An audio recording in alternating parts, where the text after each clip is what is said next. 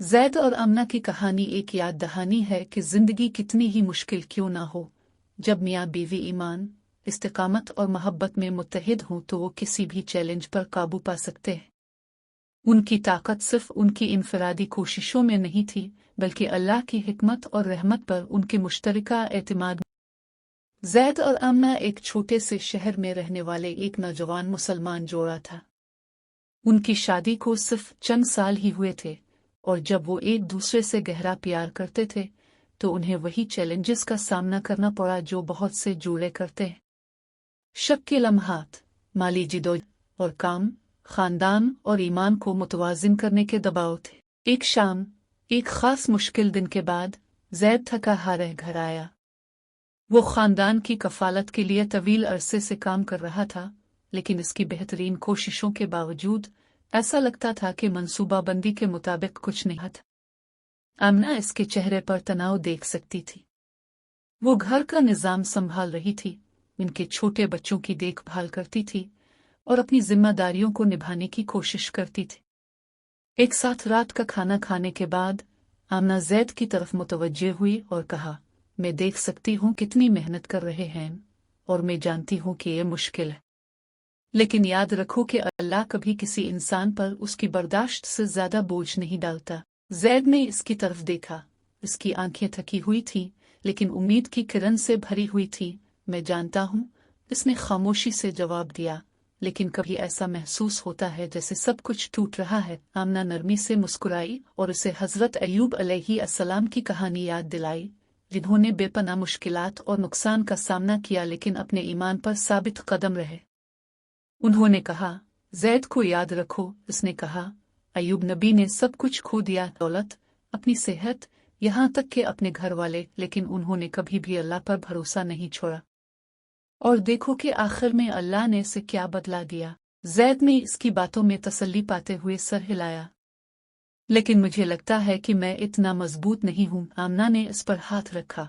उसकी आवाज़ गर्शी और यकीन से भर गई। आप इससे ज्यादा मजबूत हैं जो आप जानते हैं। बाज़ औक़ात हमारी आजमाइशों का मकसद हमें पाक करना, हमारे ईमान को मजबूत करना और अल्लाह के करीब करना होता है। हो सकता है कि हम इस वक्त हिकमत को ना देखें, लेकिन हमें अल्लाह की तदबीर पर भरोसा। अमीना के अटल ईमान से मुतासिर होकर ज़ैद ने एक कदम पीछे हटने का फैसला किया।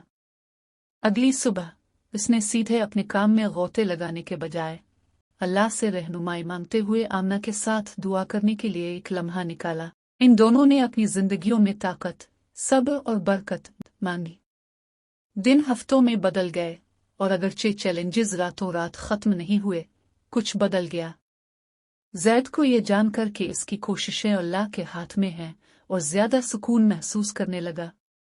इसने और अमीना ने अपनी जिदोजहद के जरिए एक दूसरे का साथ दिया, छोटे लम्हात में खुशी हासिल की।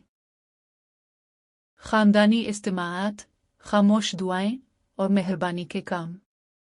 वक्त गुजरने के साथ साथ उनकी हालत आहिस्ता आहिस्ता बेहतर होती गई। ज़ैद के कारोबार ने तवज्जो हासिल करना शुरू कर दी और आमना की अपने बच्चों की मोहब्बत और इस्लामी अक़दार के साथ परवरिश करने की लगन परवान।